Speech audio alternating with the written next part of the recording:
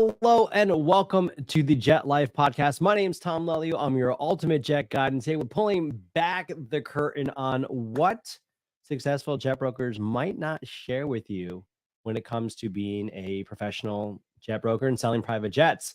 Here on this channel, I help you, whether you're a broker or a buyer, I help you buy and sell private jets without wasting your time or losing money. And so we're super excited to have you here today. If you have any questions, go ahead and put them in the comments. We'll be answering questions at the end. But today we're going through the difference between buyers and sellers. And what I mean by that is when we're working with buyers, the key is to qualify the buyers. When we're working with sellers, we want to disqualify the sellers that we're talking with. And I'm going to go all that into more detail, but just a little bit about myself. My name is Tom Lelio. I'm your ultimate jet guide. I've been in private aviation for about 5 years now, sold close to 100 jets in that time period. And it's been a crazy ride. I came into aviation with zero background in aviation. I used to be a youth pastor for 10 years. And fast forward to now, I have my own brokerage, and I actually help train aspiring jet brokers. If you want to learn how to sell private jets, I'm going to help you do that with this video, and check out our channel, subscribe if that's something that's of interest to you. So welcome everybody. Again, we're going to check out the comments, seeing who's here. It's good to see you, Tyler, over on the TikTok. We're on Facebook, Instagram, YouTube, Twitch. We're all over the place today. So let's get rolling with the buyers and sellers. So let me change this. Go here, come here, boom. Buyers versus sellers. So as I was saying before, we want to qualify the buyers and we want to disqualify the sellers. And what we're talking about here is everybody says they want to buy a jet. You know, they give you a call when you have a listing and they're just like, hey, I was looking at your Citation 5. I was interested in buying it. And, you know, we want to make sure they qualify before we bring them to the owner, before we say to the owner, hey, I've got a guy, famous words in aviation, I got a guy who wants X, Y, and Z. We need to qualify who they are, what they want, if they have the wherewithal to actually make this purchase. And when we're working with sellers and we're cold calling the owners, what we're trying to do is we're trying to disqualify the owners, because a lot of owners will say, yeah, it's for sale. You bring me a buyer, or it's the right price. But it's an interesting environment that we're in right now, second quarter 2024. Some sellers are saying, hey, bring me a buyer and I'll sell. We bring them a buyer and then they don't sell. So in this case, we want to disqualify the sellers to make sure that they're really in a position to sell. And what we mean by that is they have a problem that we can solve. Okay, and so we're going to get into cold call theory and that sort of a thing. So what's up, Edu Rodriguez on TikTok, Fernando Gonzalez on TikTok. We got some comments. Airtime with Tony, Test Flight Studios. Let's go. Good to see y'all in the comments. And if you guys have any questions, we'll answer them on at the end of the show. So qualifying the buyers. There are 3 levels to the buyers that we're going to be talking with. So when we're dealing with buyers, there's 3 levels that they're going to be. First, they're going to be not really interested and definitely not ready. And what we mean by that is they're not really interested in a specific make and model. They're just kind of like perusing. They're just kind of browsing. They don't know what they don't know. They don't necessarily even know what they want. They don't know what the options are. And but they're also not ready. The next level is going to be they are interested, but they're not ready. They're not prepared for what is going to be involved. And we're going to go into that for a second. And lastly, they're not interested, or they are interested and they are ready to buy. These are the people that we're actually doing deals with. And so, well, the question comes up, well, Tom, which one do I target? Do I go for the people up at the top of the funnel or in the bottom of the funnel? And the reality is the people in the bottom of the funnel, they're probably working with somebody, and it's going to be a lot more competitive to try to get that person to work with you. Doesn't mean you shouldn't do it. It's just going to be more competitive. But the problem with going with people that aren't working with somebody is they're going to take a lot of hand-holding. You're going to have to educate them about the marketplace, educate them about aviation, and it may not be worth your time, especially if you need a paycheck now. So it's kind of something to be aware of, and it's something that you're going to have to discuss and figure out for yourselves. Let's talk about the interest factor. Okay. Again, within the 3 stages, when it comes to interest, there's going to be 3 more stages that we need to talk about. Stage 1 is zero aviation knowledge or experience. This is a great opportunity for relationship building. It's kind of like the kid sitting alone at lunch. Easy to make friends with that kid. You walk over, they might be a little awkward. They might ask you some weird questions, but at the same time, you know, you're sitting with them at lunch and you can have a good conversation and kind of see where things go. These are the individuals that have zero aviation knowledge or experience. And you know what, to be honest, some brokers don't like working with those people. They don't like hand holding. They don't like having to answer, you know, a million questions that, you know, it doesn't really matter. And so they're not interested in working with the zero aviation people. I am. That's why we have our book. You can check it out, The Ultimate Jet Guide. Go to theultimatejetguide.com. It's specifically for buyers with zero aviation background. So that's kind of one of the things that we like to do here at Jet Life Aero. Then you're going to go with the people that have some aviation knowledge and experience. And so that's maybe they've chartered before. Maybe they've watched my YouTube channel. Maybe they've read the book. Maybe they have a friend or a buddy that owns a jet and they're kind of been talking to them a little bit, but they have some aviation knowledge and now they're coming to you to help fill in the gaps. This is a great opportunity for relationship building. This is someone who has a problem. They know they have a problem and they're looking for a solution. The problem is that they're interested in aviation, but they have some questions and you're here to fill the gaps.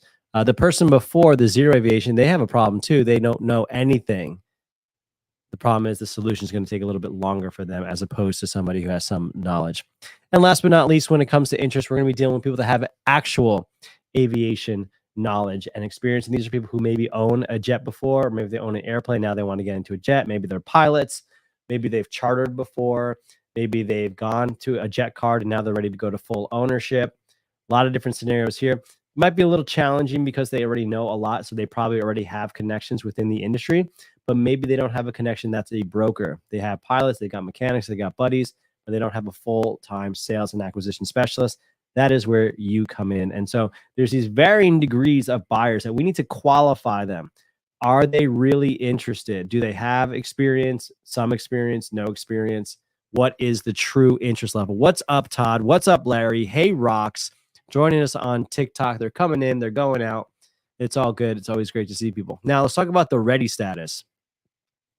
Again, we've got 3 layers of being ready. Number 1 is they're not ready.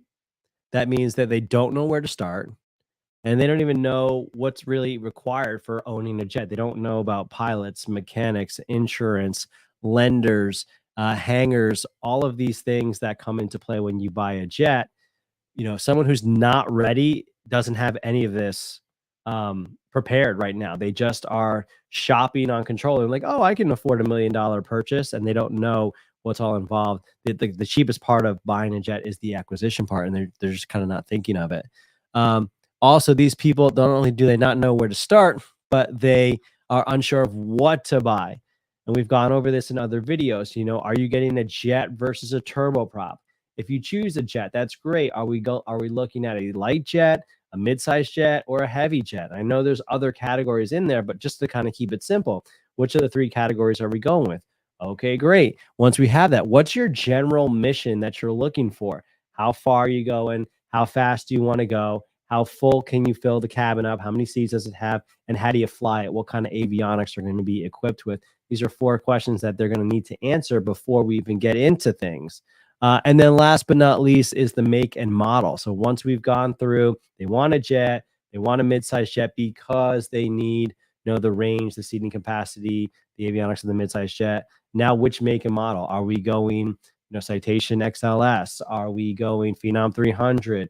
Are we looking at Hawker 800s? Like, what are we looking at here? And all of this is part of the qualifying process. So the more that they're aware of this, the more that you're making them aware, the more that you have an opportunity to build a relationship with them and become a part of the deal. So those are all the people that are not ready. The people who are somewhat ready is they know they want a jet. They've kind of started to fish. They know they need insurance. They know they need a pilot, mechanic, hangar, all that kind of stuff. They've narrowed it down. They want a jet. They know what their mission is, and they just don't know what the right make or model, what the right what the right ultimate product is. This is where you come in. Again, it's a great place to pick up in the customer journey when someone has an idea of what they want, and now you can help fill in the gaps. And then last but not least, you have the acquisition clients that know exactly what they want. They know their mission, they know their make and model, they have all the components for a deal. The thing that also will, not only do they know the make and model, but they also know how they want to buy. They know if it's cash or finance. If it's going to be finance, they know that the bank will already approve this particular make and model of a jet. They have a hangar picked out. They know there's enough space for a mid-sized jet or whatever size jet they're going to use. They also know how they're going to pre-buy. They know what shop they're going to use for a pre-buy. They know how in depth of a pre-buy they're going to do. They know about roughly the price they want to do. They maybe have money in escrow. This is where you want to get the buyer to. This is how we qualify them. We get them to this part where, number one, they are interested, and number two, they are ready. This is the journey of the broker, is to get them from not interested, not ready, through the interested but maybe not ready, into the interested and ready phase. That is exactly what we do, and that's what we train people how to do. And that all really comes down to questions. Asking people questions, and the important part about that is asking the right questions and asking the hard questions. So, an example of a hard question might be, hey, other than yourself, who else is going to be involved in making this decision? Oh, I'm the only person who's buying. Okay, great, man. Great. I'm with you 100%. Well, listen, does your family have any, are they going to have any input? Well, yeah, I'll have to, obviously run the cosmetics by my wife. Okay, great. Well, now there's an influencer. Or, hey, I have a business partner that is going to be involved in this. Now you have somebody else. So you got to ask those questions up front. And the key to qualifying the buyers is asking the hard questions up front, not being afraid of them, because they're going to come back to you in the form of objections. So let's say you go through everything. We get him. He wants a jet. He knows he wants a midsize. He knows he wants a Citation XLS. We get the lender all on board. We get the pilot, the hangar. We get everything set up for this guy. And then all of a sudden, at the very end, when you ask him, hey, are you ready to go shopping? He's like, well, no, I actually have to talk to my wife about it. Objections are just hard questions that you should have asked earlier. That doesn't mean you come out the gate when someone someone calls you on a listing, you're like, hey, like, does your wife have to have input? Like, you have to have some relationship and rapport there. But they are questions that do need to be answered. And if you put them off, they're going to come back to you in the form of objections.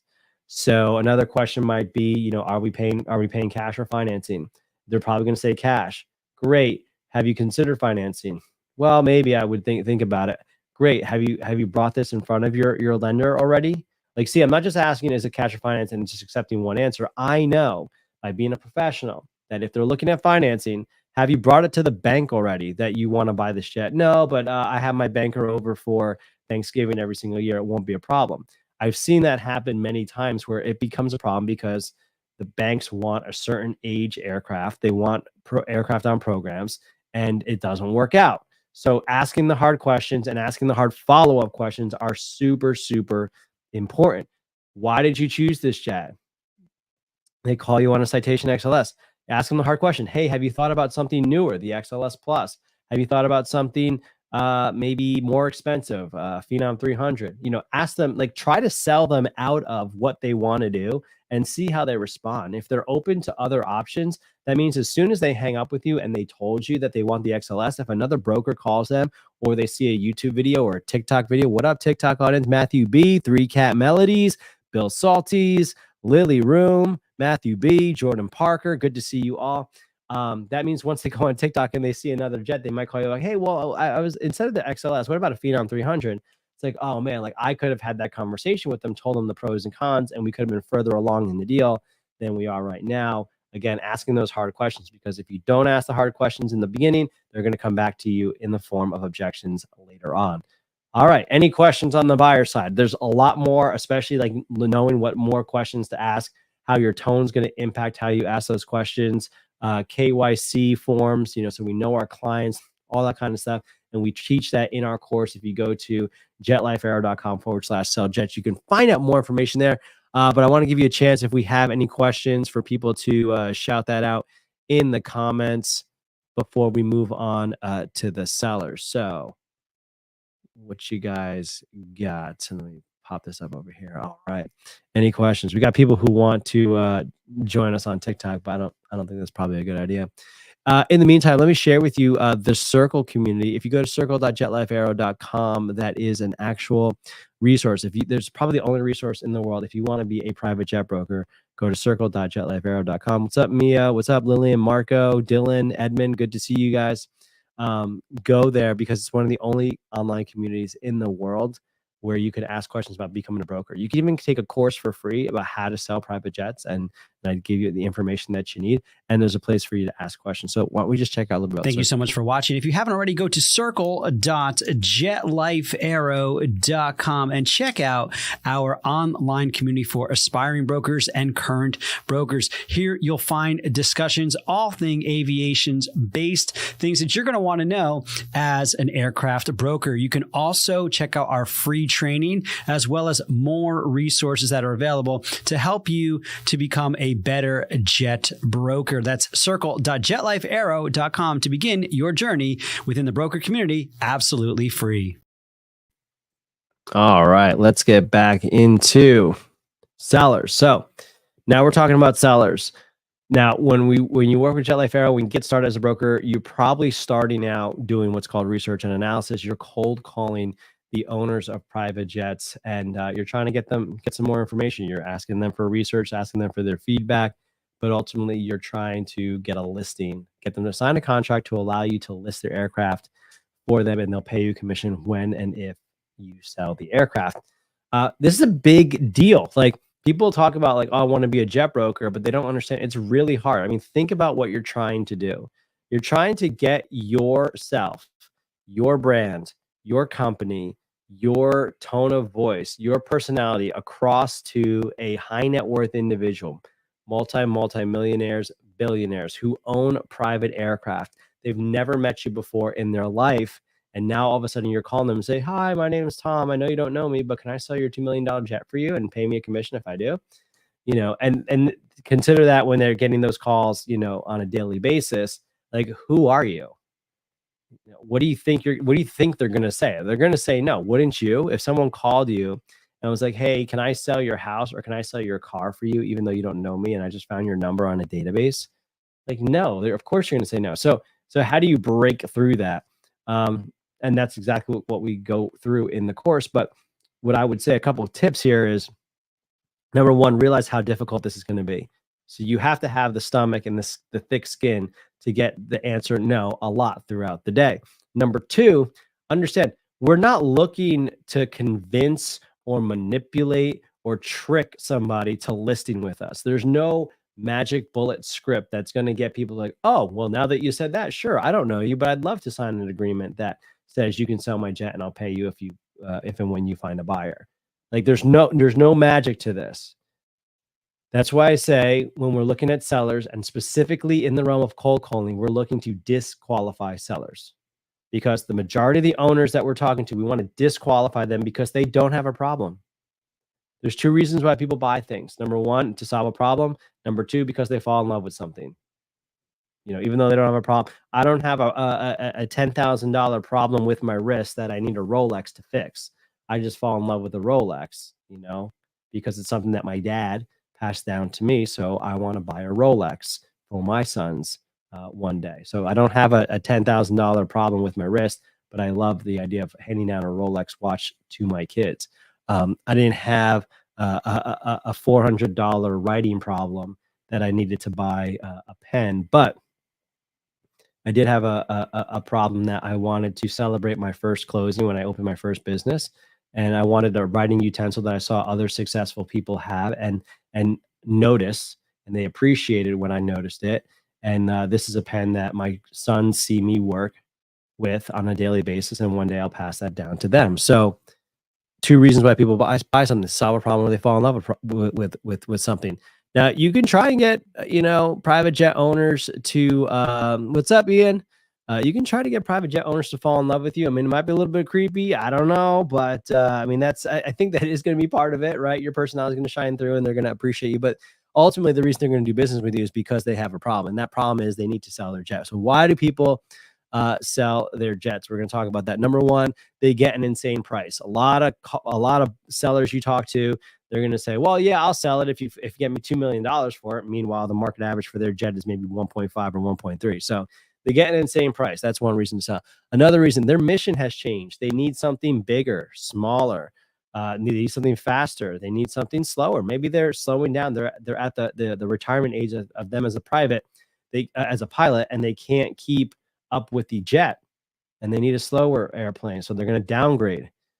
Maybe they need more seats. Maybe they need less seats. Maybe they need more cabin space or less cabin space. So their mission changes. That's why they're going to sell. Now, they may not tell you that right off the rip, but through your fact finding, through your questions, you're going to find out, do they have a problem to solve because their mission changed? Someone died. Maybe the owner died, and now it's in a will, and the kids don't know what to do with the aircraft. The problem is we don't know what to do with the aircraft. Can you help us by selling it? The business is changing. They don't have plants or offices, facilities, or deals going on all across the country. Now it's just the Eastern Seaboard. They don't need a heavy Gulfstream, a G4 SP right now. They can get away with maybe a Gulfstream 280. And so they're going to downgrade. The problem is they need to sell, and you can help them. So ultimately, we're looking for people with problems. If you don't have a problem, I can't help you. So next, I'm going to disqualify you from my list and move on to try to find someone who does have a problem. That doesn't mean I never talk to you. That doesn't mean I'm rude to you. I'm curt to you. I'm curt with you. There's follow-up, and we're going to talk about that today, the ways to follow up with people who aren't in that position that you disqualified. But ultimately, I'm not looking for you, and that's okay. That's totally okay. And you just need to understand the numbers, that it's going to take a while to find the people with the problems. Not only do they have to have problems, but they also have to begin to trust you to solve their problems. Let's see what else we got here. You can't solve a problem that doesn't exist. When calling, we're not trying to convince or manipulate someone. We're trying to disqualify most owners who we can't help, because we want to find the ones that we can help. Okay. And this is really important. This concept of we help owners solve the problem of whether or not they should sell their jet by giving them information about what the market's doing, and so that they can make an informed decision of what they want to do with their private jet. And this is important to keep in the back of your mind, and also to tell them, hey, Bob, the reason for the call is, I actually work with, citation owners like yourself to know if now is the right time to sell. I'll give you some market information and some data, and you can make an informed decision for you and your family. Would you be opposed to having a brief conversation about that?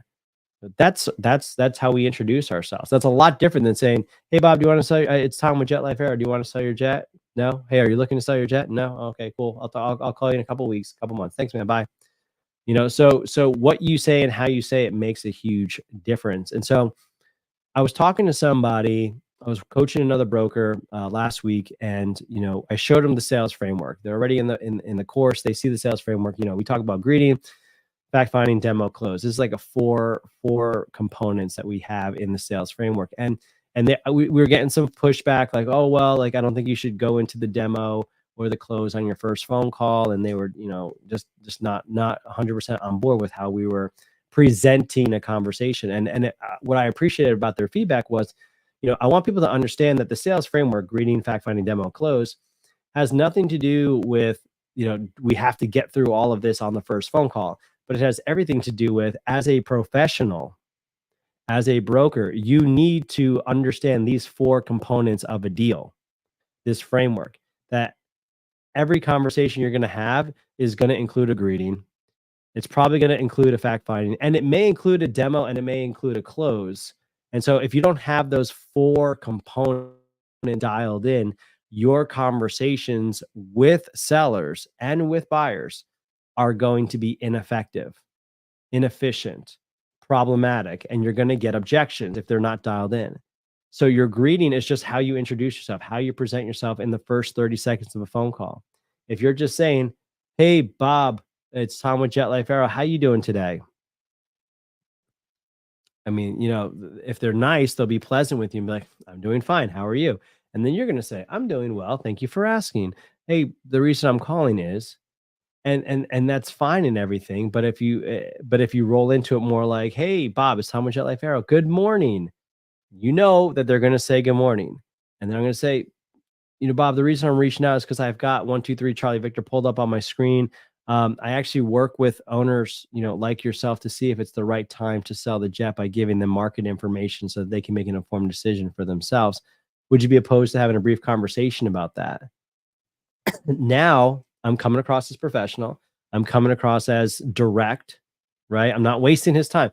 I didn't call to ask him how he was doing. And they know when you say, "Hey, how you doing?" Like if you're a complete stranger, like not that even at your best, when you like say that you care, you don't really care, right? So why are we being disingenuous and be like, "How are you doing?" Like that's just a formality. It's just wasting words. It's wasting time. So I want to get directly to the person. Be like, Bob, listen, like I know you weren't expecting my call, but I've got your jet pulled up on my dealer database, and I actually work with owners like yourself, specializing in the Phenom 100 market to give them, to see whether or not it's a good time for them to sell. I'd be happy to talk to you about what the market's doing and if it might be a good decision for you this year. Would you be opposed to having a brief conversation with me about it? It's just very direct. So work on your ingredient. It doesn't matter what it is, but just know that you should be introducing yourself to people the same way every time, especially if you're doing a cold call. So that's going to be important. Next, let's talk about the fact finding. When it comes to the fact finding, we're going to be talking about, well, sorry, let me just get my screen pulled up here correctly. There it is. There's that. And then remove that. Okay, cool. Fact finding, the questions that you ask, the value of the answers that you get are related to the quality of questions that you're asking. So if you're finding yourself asking people questions, they give you an answer, but then they change their mind, or you're asking people questions, they're giving you answers, and then something goes wrong or something changes, it probably has to do with the quality of questions that you're asking. So for example, like, hey, are you interested in selling? No. Okay. But like, if you could change anything about your plane, what would it be? It's like, well, I just said I'm not interested in selling. I don't want to keep this conversation going about selling the plane. And I know if I tell you what I would change, you're going to come and you're going to tell me, well, why you should sell. Are you interested in selling the plane? No, I'm not interested. No problem. I'm with you 100%. Just out of curiosity, what did you upgrade from? What was the aircraft that you upgraded from? And kind of learn more about them. Learn more about their aviation history, their aviation knowledge. Oh man, that's awesome. You upgraded from a King Air. That's fantastic. You've been a pilot for a long time? Oh yeah, I've been a pilot since I was young. And now we're having a conversation that you can insert yourself into, and you become a person. Treat them like a person, so they treat you like a person. If you come across as a robot, as you come across as a cold caller, right, wrong, or indifferent, we treat cold callers less than people, unfortunately. If you come across that way, that's how you're going to be treated. If you want them to treat you as a professional and as a person, you need to treat them as a professional and a person. So this idea of like, hey, how you doing? Just calling to see how's it going. Like, I don't know. I just feel like for myself personally, like I wouldn't call someone, a complete stranger, and be like, hey man, how you doing? Like, hi, my name is Tom. Nice to meet you. Here's what I'm here for. Anyway, so we've got the greeting, we've got the fact finding, the asking the questions. Then we got to talk about a demo.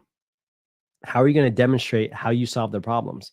I was talking to a broker last week, and they were saying, "Hey, I'm just calling to get feedback on the Phenom 100s." Okay, great. Like, what do you want to know? And then what do you like? What do you don't like? Okay, cool. And then at the end, they would just sign off and be like, "Oh, great. If you need anything, let me know." And it was very unassuming, which was great because they're like, "Well, people don't think I'm calling them to sell stuff." All right, great. Well, guess what? When they go to call someone to sell their stuff, they're not going to think about you because you didn't call them to sell stuff.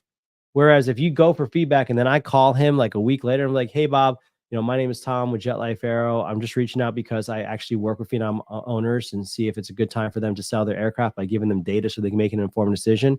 Would you be opposed to having a brief conversation about that? They're like, oh, yes. I was actually just talking to someone last week about, what I like, what I don't like about it. And yeah, I think I'd like to know more about selling it. Well, guess what? Who's on top of mind? The guy who said that they actually sell jets, not the guy who was asking for feedback. And so I think it's important that we have in the back of our minds, how am I going to demonstrate my services to solve their problems? Because if I don't have that in mind, then I'm just shooting from the hip and it comes across as unprepared and unprofessional. So prepare your demo. And the way that we do that here is we prepare via features, advantages, and benefits. What is the feature that you offer to somebody? What's your competitive advantage that makes you different from everybody else that offers that feature? And what are the benefits? So if you're a broker, don't say, hey, I can sell your jet for you. Guess what? Every other broker that's talking to this owner is going to say the same thing. What makes you different? Well, I do it really well, and I put it on controller and trade a plane and stuff. So does every other broker. And not to mention, how does that benefit the owner? He doesn't care what you do. He just wants it sold.